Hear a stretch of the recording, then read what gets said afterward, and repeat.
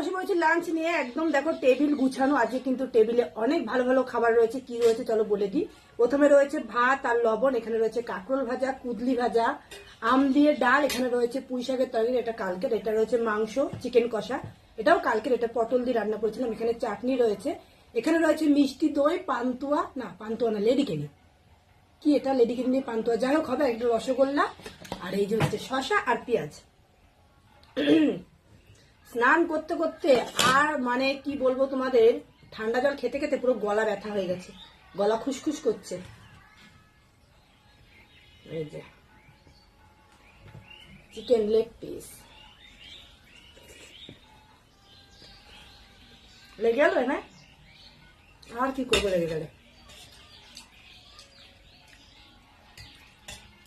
ভাবি মাংস খাবো না, কিন্তু সামনে থাকলে না খেয়ে পারি না, ভালো লাগে না না খেলে।